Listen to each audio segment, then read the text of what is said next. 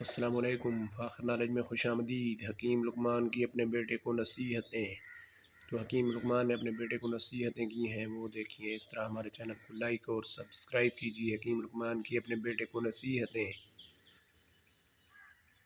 حضرت حکیم لقمان نے اپنے بیٹے سے کہا کہ میرے بیٹے، میں نے لوہا پتھر اور ہر چیز اٹھائی ہے، لیکن میں نے اپنے ذنبوں سے کوئی قرض سے زیادہ بوجھل کوئی چیز نہیں اٹھائی۔ میں نے پاکیزہ چیزیں اٹھائی ہیں، اچھے حالات برے حالات دیکھے ہیں، لیکن افیات آزمائش سے دوری سے زیادہ لذیذ نہیں پائی۔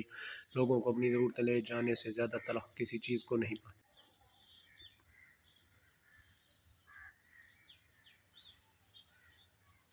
ایک اور نصیحت ہے، بیٹے جو کہتا ہے وہ جھوٹ بولتا ہے کہ برائی کو ختم کرتی ہے۔ اگر وہ اپنے اس قول میں سچا ہے تو دو مقامات پر آگ جلا کر دیکھے کہ آیا ایک جگہ سے دوسری جگہ کی آگ ایک دوسرے کو کیسے جلا سکتی ہے، ایک جگہ کی آگ کو بجھانے میں کس قدر مدد کرتی ہے، اور حقیقت تو یہ ہے کہ خیر اور بھلا ہی برائی کو ختم کر سکتی ہے، بالکل اسی طرح پانی سے آگ بجھ جاتی ہے۔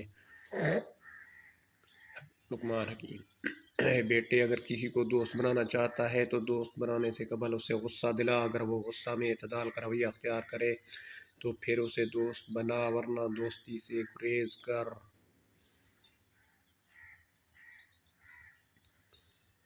سفر میں اپنی سواری پر اعتماد نہ کر، جب منزل قریب آ جائے تو اپنی سواری سے اتر جا، اور شب کے آغاز میں سفر نہ کر۔ سفر میں اپنے ساتھ اپنی تلوار، جوتی، عمامہ، کپڑے، پانی، سوئی، دھاگا اور چینی وغیرہ رکھ۔ اپنے ہم سفر کا ہمدم اور ساتھی بن جا، سوائے اس صورت کے کہ جب وہ کوئی گناہ کا کام کرے۔